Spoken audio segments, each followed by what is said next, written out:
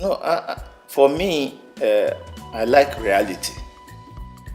And when you face reality, you put aside the politics. A lot of people think that because African economies are complementary, there's very little that can be done. And I think that is a mistake. Complementary economies have more opportunities to build synergies. African leaders should not be thinking of everybody having the same thing. We should be thinking of centers of excellence.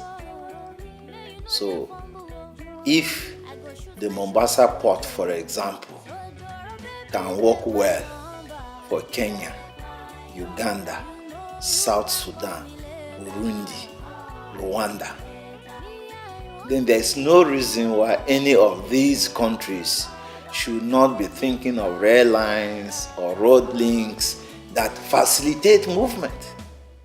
There's no reason why these countries and their regulatory agencies should not be thinking of simplification of documents. So that there's no way, once I get a document from Mombasa, that same document is recognized wherever I go. It could even be in processing. You go through Africa, you see many of our countries have cattle rearing populations, but nobody is harvesting and processing the milk. It's left at the household.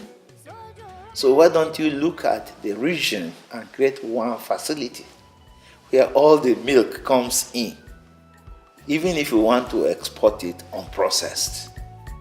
Or beef.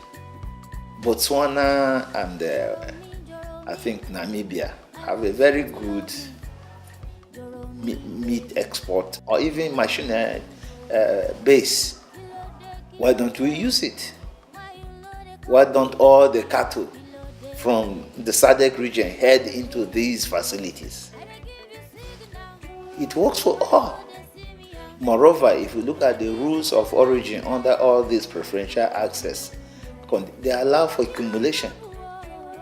So once you source your inputs from the region, you are fine.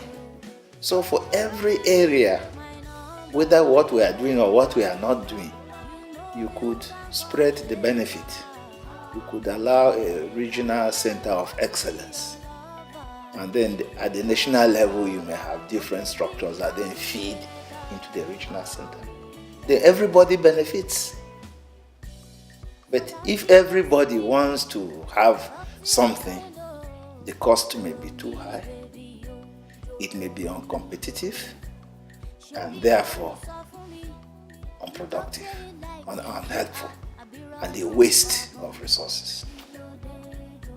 So it is, if you put the politics aside, but look at the economics, the reality of what will help the individual countries and the populations, maybe the policy approaches may be